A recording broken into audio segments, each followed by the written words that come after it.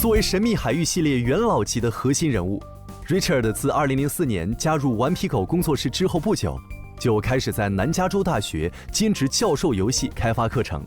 拥有牛津大学哲学和物理双学位的他，既是实战经验丰富的资深游戏人，又是博学睿智、循循善诱的好老师。他愿意将自己对游戏制作流程的见解分享给这个行业的每个人。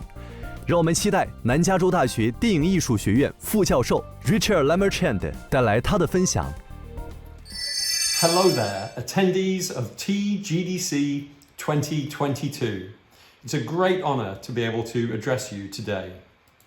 My name is Richard Lemarchand and I'm a game designer. I worked in the mainstream of the game industry in England and the United States for over 20 years, working mainly on games that combine my two great loves, storytelling and action gameplay. I was lucky enough to work at Naughty Dog as a lead game designer on the first 3 games in the Uncharted series.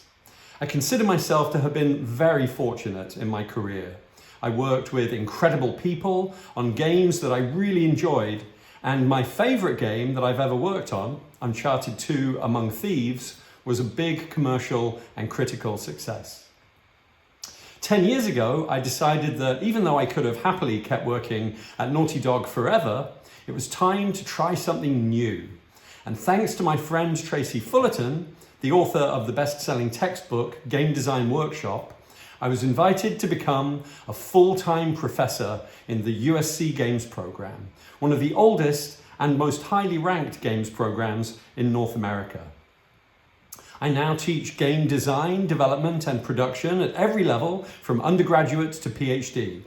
I really love teaching games, and my approach to teaching makes it not that different from the earlier part of my career. I'm still just working with other game designers, figuring out how to make what we're working on a little better every day, and shaping our process so that we can make games that are more fun, more interesting, and more emotional. I also continue to work in industry through my consulting practice, working with great clients like Tencent. Consulting helps me stay up to date with current trends and practices in the industry, which in turn feeds back into my work with my students. It's a really great time to be a professor of game design. Now, in my time working in the game industry, alongside all of the very good experiences I had some bad ones too, caused by unhealthy development processes and the uncontrolled overwork that game developers call crunch. I suffered from physical ill health to do with stress and unhealthy lifestyle, and I experienced some mental health problems too. Over the years, I saw people around me become unhappy, unproductive, and sometimes even leave the industry because of the unsustainable ways that game developers often work. So now it's my mission to help people find ways to build healthier, happier games. Better games made more reliably within the limitations on time and other resources that we all inevitably face, and, very importantly, made without harming the people involved. As you might know, game developers in the USA have a saying, which they often intone with a weary sigh, or sometimes with a bit of frustration in their voices. They say, making games is hard. The thing is, everything in game development takes so much longer than you think it's going to. And then, just when you think you've got a handle on your game, some new issue comes along to derail your plans. If you let it, game development can mess you up and burn you out. Now, creative people usually start learning how to make things when they're kids, often by trial and error, using the incredible powers of a child's imagination and curiosity. As we get older, we probably get taught some artistic technique, how to shade a drawing, how to hold a chisel while we're turning wood on a lathe, or maybe how to make a new game in Roblox. But as our projects grow in size and complexity throughout our teenage years, it's likely that no one ever teaches us about the meta levels of the creative process, about how to manage our time and plan our projects. It's during our teenage years that many of us adopt the natural way of trying to make our work excellent. We just put more time into it. So we end up staying late the night before an assignment's due, and maybe we stay up all night. We turn up for class bedraggled and exhausted, hopefully with a complete essay, but too tired to be able to answer questions about it with a clear mind. And by the time we become adults, these somewhat successful, but really pretty dysfunctional ways of working have become deeply ingrained bad habits. And if we're not careful, we bring them to everything we do. I'm sure I'm not the only person here who thought for a long time that the path to an excellent game inevitably meant crunching, with lots of late nights, lots of coffee, and putting everything in your life, apart from work, on hold for the last few months of a project. Well, the good news is that none of that is true, and you can unlearn these bad habits. Over the course of my career, I discovered that by simply breaking your project down into a few distinct phases, you can make great games on time and still have some energy left at the end. I've been teaching these tricks to USC Games students for nearly 10 years now. And in fact, I wrote a book to help everyone else learn them too. It's called A Playful Production Process for Game Designers and Everyone. That's the English title anyway. And part of the reason that I feel very honored to speak to you today is because my book is now being released in China with the kind assistance of Broadview, the publishing house of electronics industry, and the Tencent Institute of Games. I'm very grateful to everyone involved in the publishing for their help in sharing my words with Chinese game developers. So what's in the book? Let me tell you a little bit about the Playful production process. It's actually pretty simple. It has 4 project phases, which you can see here. I've hidden the names of the phases with question marks for now. Each of these phases is different from the other, and each of them ends with a milestone and some deliverables, some things that you're going to make. You can see those on the diagram too at the bottom, but I've hidden their names as well, and I'm going to reveal what these question marks are hiding as we go through my talk. When I say production, I'm talking about project management here, the kind of thing that producers do. But to my mind, game design and game production are really just 2 sides of the same coin. My goal with this book was to bring these 2 disciplines closer together by teaching everyone on the development team some healthy production processes. After all, design and production share the same goal, right? To make an excellent game. Now, my first original project was called Tinhead. It was for the Sega Mega Drive. It fit into a 1 megabyte cartridge. That's about 100,000th the size of Red Dead Redemption 2. And it had just one project phase: production. To be honest, I'm not even sure we called it that. We just started building the game and we worked until we finished it. Our tiny team of initially just 3 people had been asked to make a game inspired by and as good as Sonic the Hedgehog.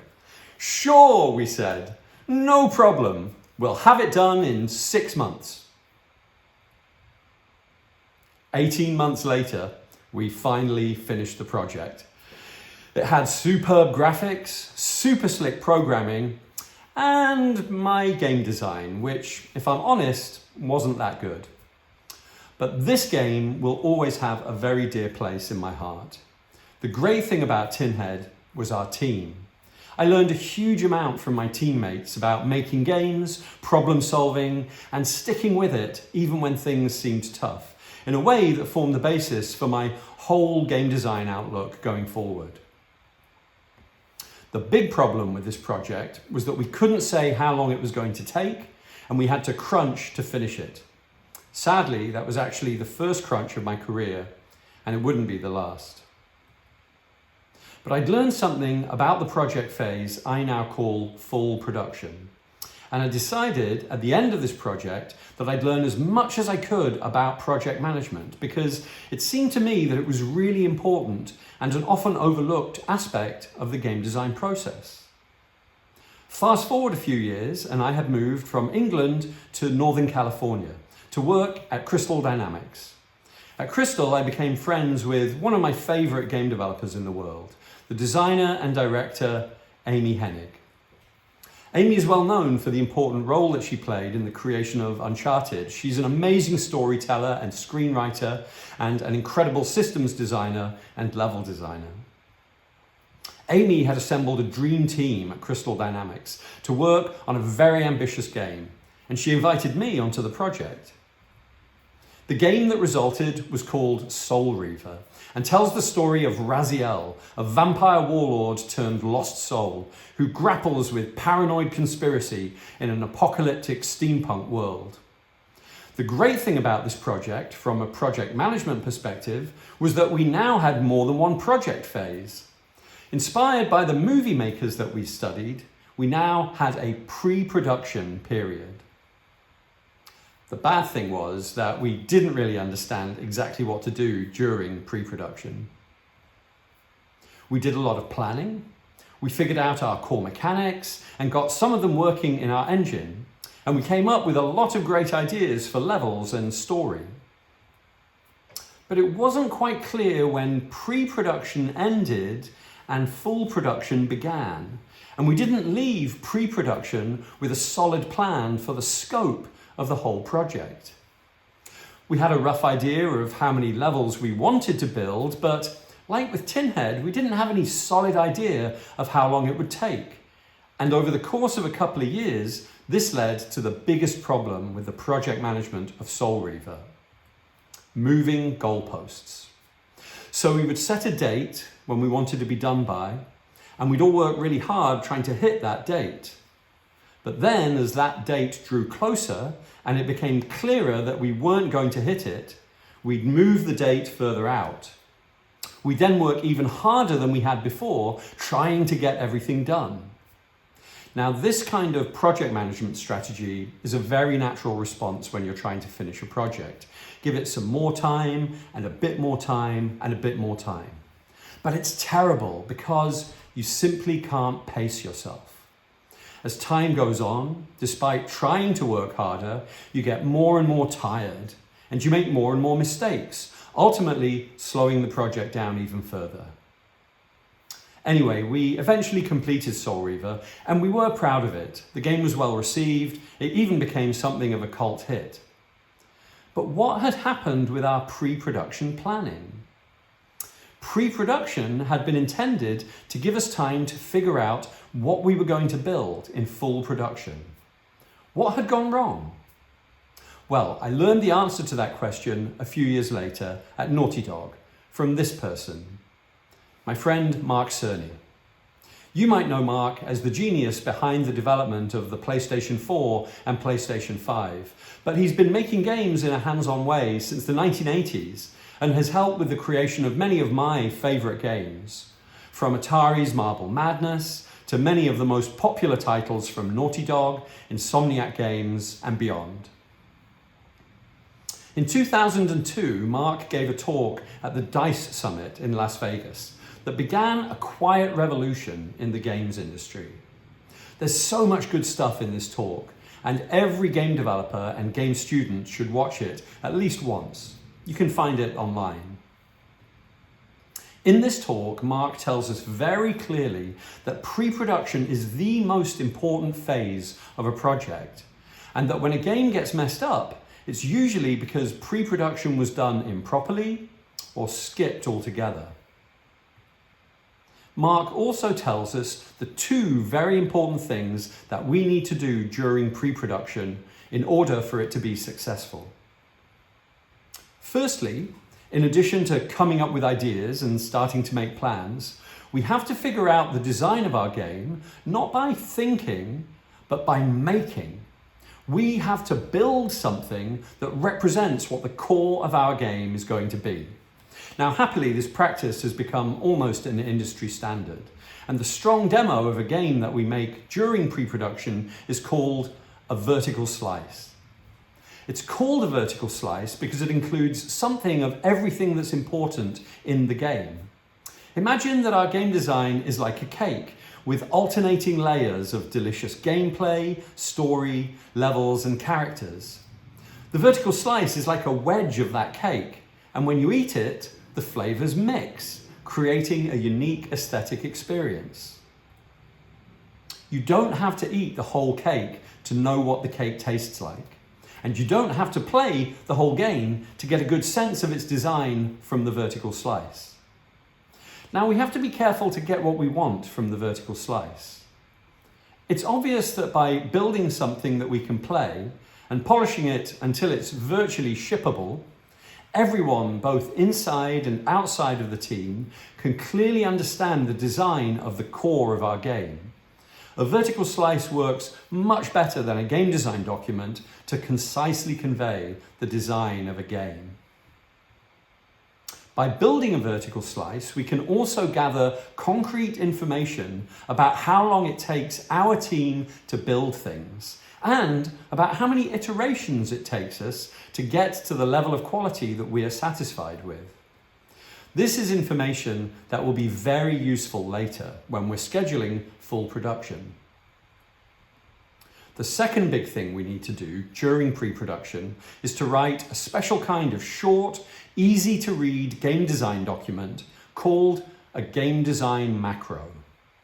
We use this game design macro to make a crystal clear commitment about how much game we plan to build and how the game is structured, which we can then share with our team, with our stakeholders, whether they're a publisher giving us money or a professor running a class. For example, the macro design for Uncharted 2 was a spreadsheet just 70 rows long, and it showed the structure of the game that we shipped a year and a half later almost exactly, to within 5 or 10%. So the macro becomes like a social contract between creative leadership, project sponsors, and the team. It gets set in stone once full production is underway and should only be changed after careful consideration. We assemble it over time, starting with ideas on index cards that we gradually assemble into the gameplay and story flow. The macro is the thing that would have solved the scheduling problems that we faced on Reaver. And it's one of the key things that makes the complex process of the creation of a Naughty Dog game possible. Because it's a spreadsheet, you can easily read the game design macro by scanning its rows and columns, getting a quick overview of all the key elements in the game.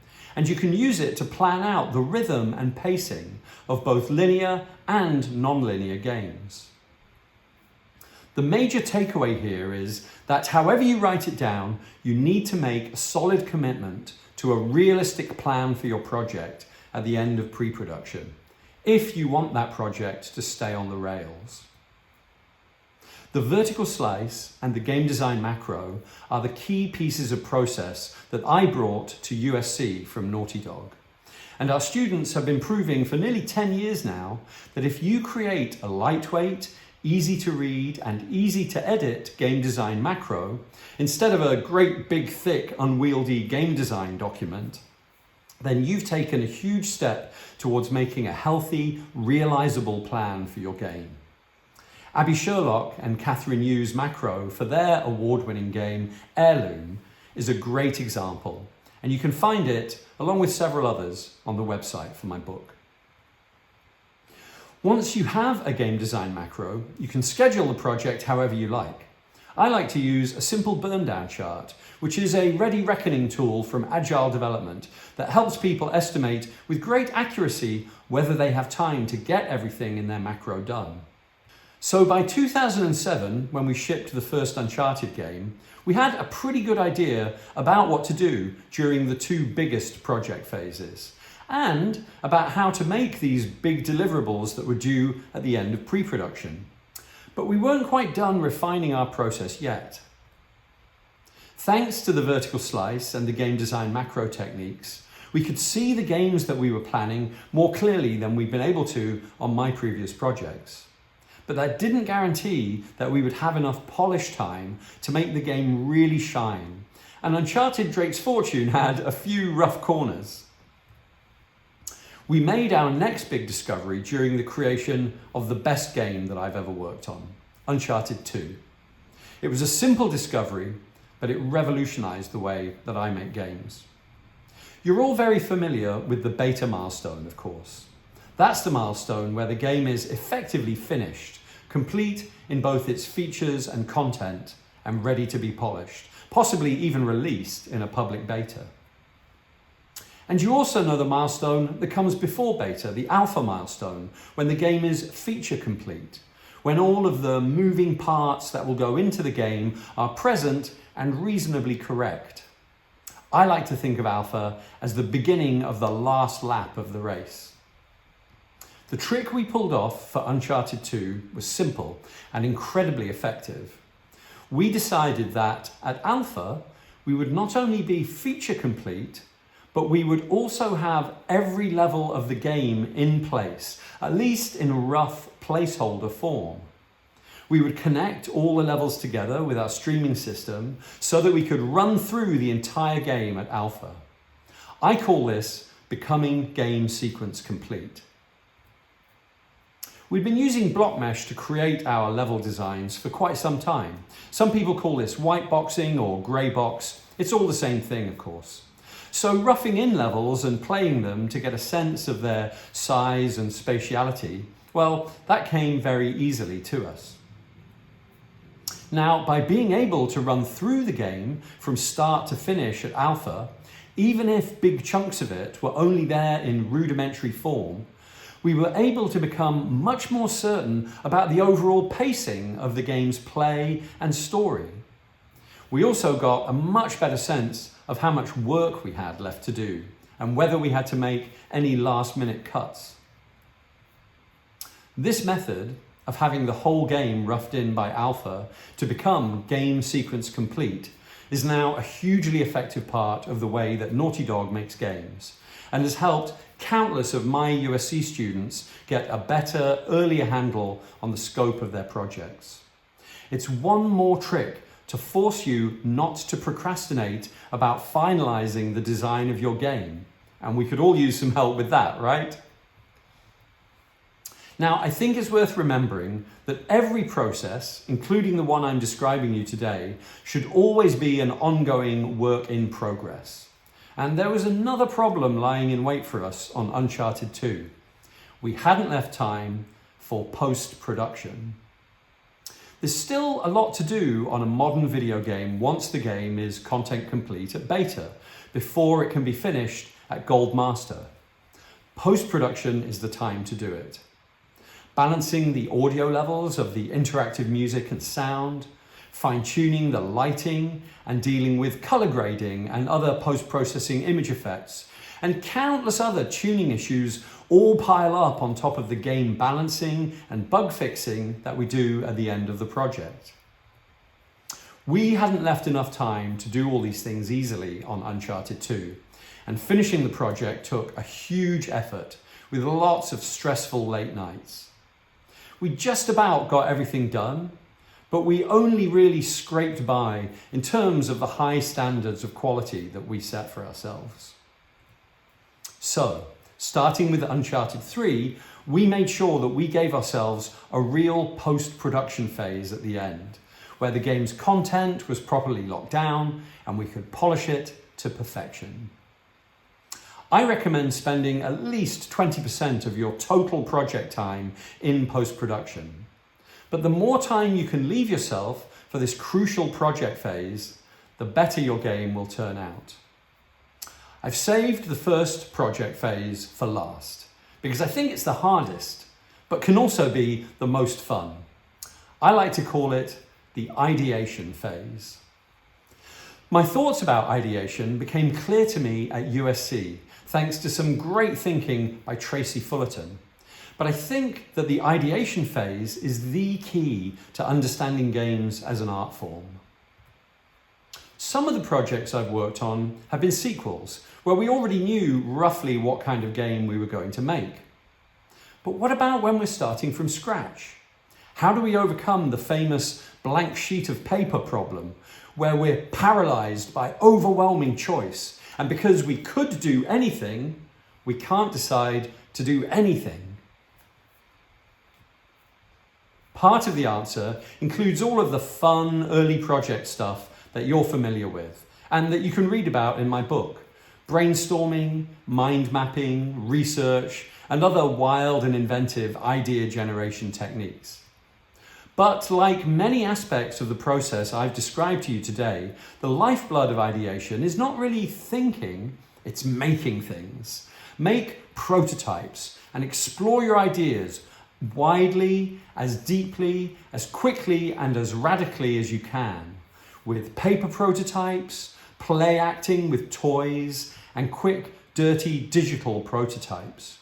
Explore the ideas that you brainstorm up from as many different angles as you can by making, building, creating, and constant play testing.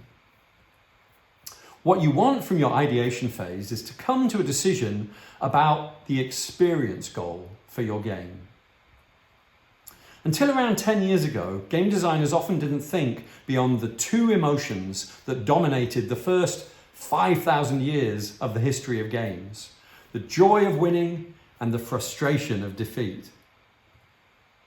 But Tracy Fullerton pointed out that if we thought more deeply about the design of our games, they could inspire a lot of other emotions besides just joy and rage.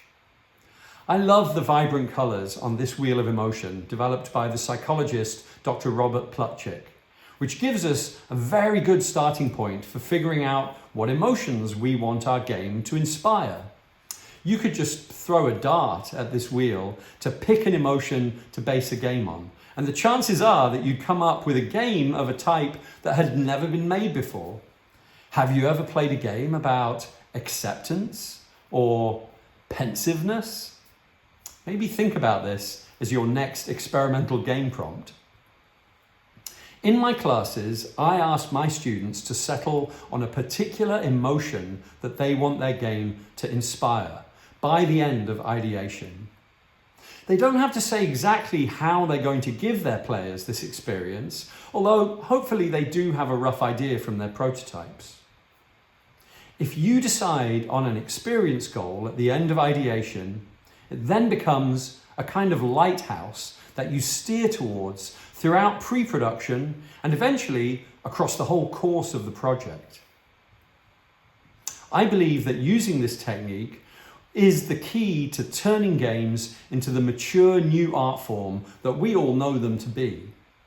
This was how we initially developed the world of Uncharted, and it was how Tracy Fullerton and Genova Chen realized the emotional goals of Genova's first project, Cloud. Of course, Cloud set the course for that game company's house style and led to the incredible artistic innovations of Flow, Flower, their Game of the Year winning project, the groundbreaking revolutionary Journey, and their latest hit game, Sky, Children of the Light. It can be very tough to settle on an experience goal, and you should time box the ideation phase, giving it a limited and fixed amount of time. You can read more about time boxing in my book. But if you trust where your prototypes lead you, follow what's emotional, what's interesting, and what your playtests show you is working, then you will have almost a surefire fix for the blank sheet of paper problem. So there we have it. A simple 4-stage process with a handful of milestones that my colleagues and I, across industry and academy, figured out was a good framework for making great games on time and to high quality. Now, of course, every design project is different, and I don't think there's any single process that's perfect for every game. I've mentioned Agile a few times today, and there's lots of other good stuff to learn about and use. But across education and industry, I've seen this simple framework working extremely well to help people manage game projects of all kinds.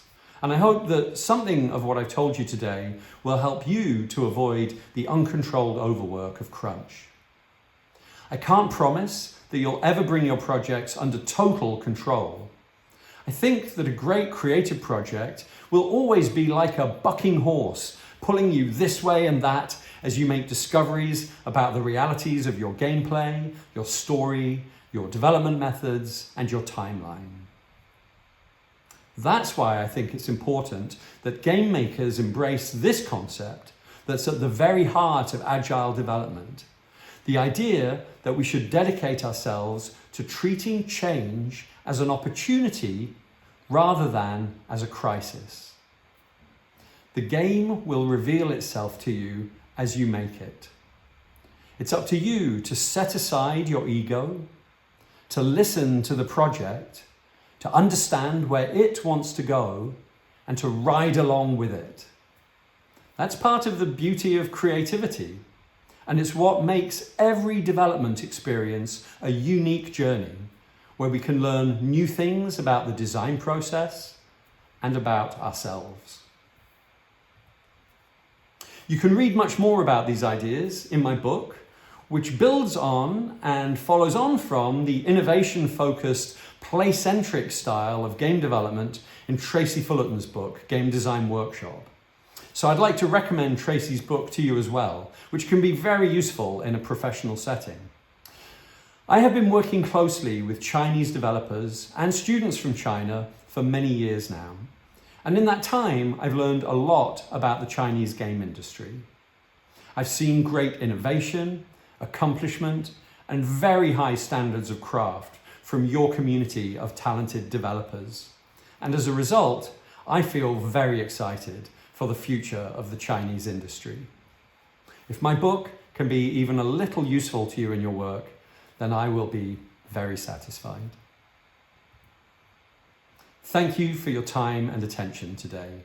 It's been a pleasure to join you here at the Tencent Game Developers Conference. We have some questions that were kindly submitted before my talk. So in the time we have remaining, I'd like to spend a little time answering these questions. Thank you very much to everyone who submitted these excellent questions. So the first question is, during the pre-production stage, if you encounter a well-performing game with the same genre as the game that you were working on, and you and your teammates are truly inspired by this game, what would you do next? Would you continue with the existing plan to produce a game that is probably going to be less popular among players? Or would you go back to the pre-production stage to create a new vertical slice? Well, this is an interesting question. It's a question that I've been asked a number of times before, and I think it's a question that comes to many game developers as they make discoveries of many different kinds throughout the course of the development of their games. Because it's a complex question and it's highly dependent on the circumstances, the situation, the kind of game you're making, the business context in which you're making the game, there's probably not one simple or easy answer, but I do have an answer. And it really depends on how big of a change you want to make, I think. It partly depends on how much you and your team believe in the previous plan that you were working on.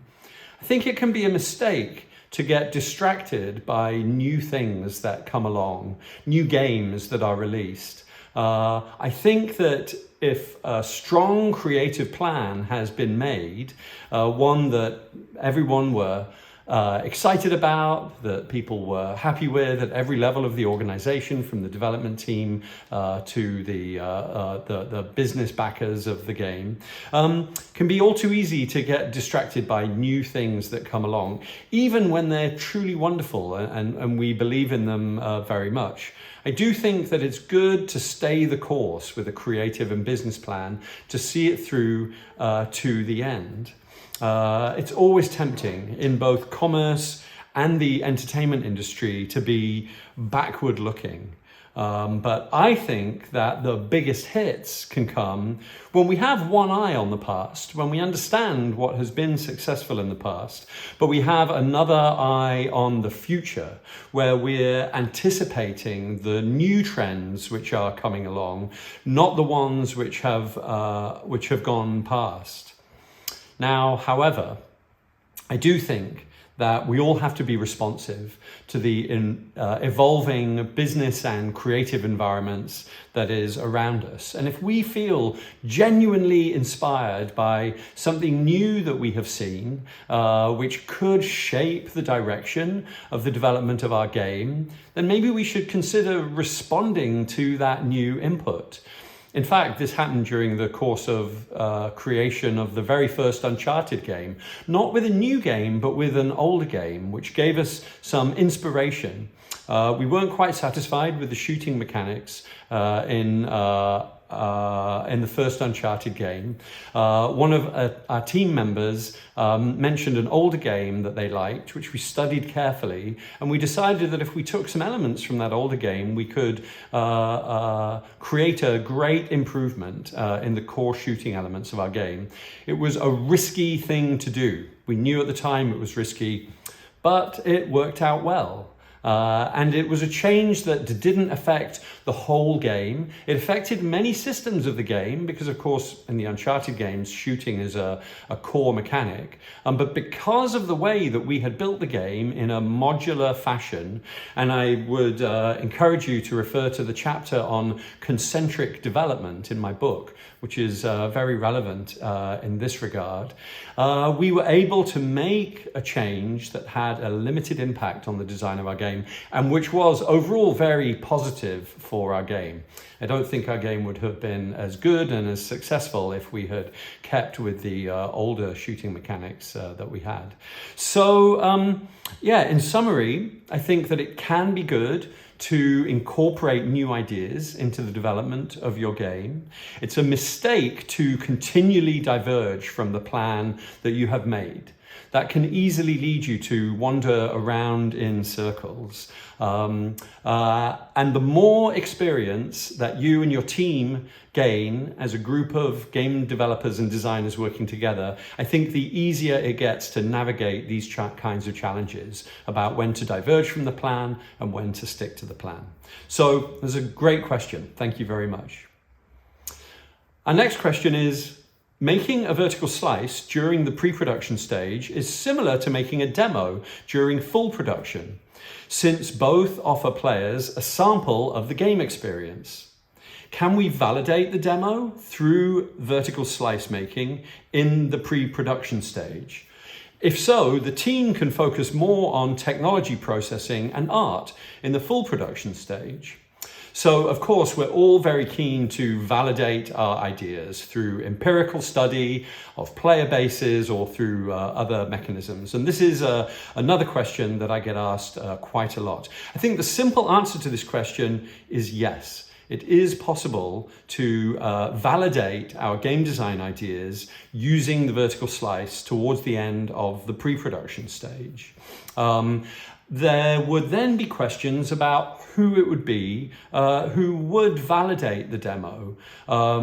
Would the people whose input we got onto the vertical slice we made be members of our creative community? That's both immediately members of the development team, perhaps other people at the studio, maybe in management, but maybe just everyone at the studio may be invited to contribute some ideas to how well the game design of a particular vertical slice is working.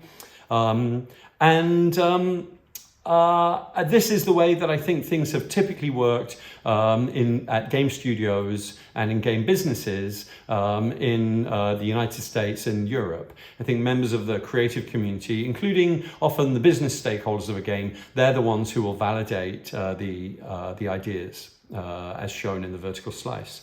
However, I think that especially if a vertical slice offers quite a large amount of gameplay, maybe half an hour or even an hour of gameplay. And if the vertical slice is very highly polished in terms of its production values, the art, animation, audio, and so on, then I think it could be possible to test a vertical slice with members of the public, with just in the same way that Naughty Dog tests their games using members of the public, starting at the alpha milestone onwards, as I describe in my book. And I think this could be very fruitful.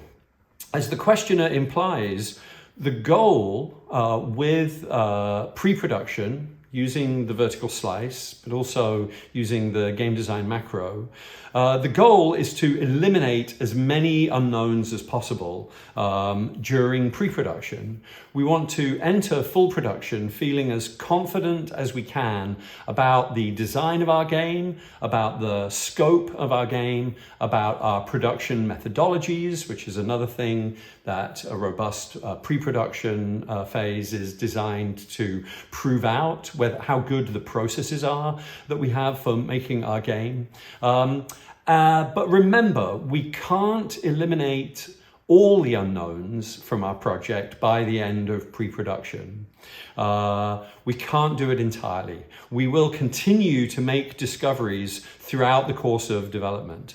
We should just structure our process so that we can try to make big discoveries earlier, and then as we go through full production, we make smaller and smaller discoveries as we go along, making fewer and fewer new discoveries towards the end of full production.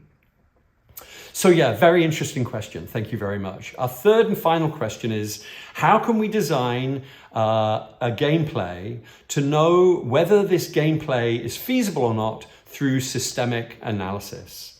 Well, this is one more question that I get asked quite a lot. It's another very interesting one. I think we can achieve some things in terms of knowing whether the design of our game is feasible by doing some planning of the systems of our game on paper. And we can use system modeling tools. For example, in a game that's very systemic, very focused on economy, we can use system modeling tools to run the system of the game to see how well the economy works. But I do think that it's hard to entirely validate game ideas just by thinking and on paper. The very best way to validate them is by making a vertical slice. Now, being someone with a background in the sciences, my undergraduate degree is in physics and philosophy, I'm a big fan of gathering empirical data. And at Naughty Dog and in the USC Games program, we have a big focus on using metrics to measure engagement. So we can build a vertical slice and then we can test it to see how easily players proceed through the game, where they get stuck, what they do in the game, what abilities they use in the game. And in particular, I think we can use metrics to study how creative and inventive players are in the game in using the abilities to overcome the challenges of the game. I think that's a good marker of how fun the game is, how creative people get, how playful people are in the game. After the playtest, we can use surveys and interviews to discover how much people enjoyed the game, what they enjoyed, what they didn't enjoy in the game, and to ask them whether they wanted to play more of the game, to ask them questions like, what would they want to add to the game? It's a mistake to think that game experiences can be analyzed entirely using empirical methods. I think we always have to use our creative intuition and our knowledge of games and of gamers and the cultural landscape and the business of games. But yes, empirical methods can be used very well to validate game design. So in closing, I'd like to thank Tencent for inviting me to speak at TGDC this year. In particular, I'd like to thank Vienna Liu and Sami Jalin for all their wonderful help in creating this talk and with the publishing of my book. So thank you, Vienna and Sami. And thank you all again for your time and attention today. I hope you enjoy the rest of TGDC.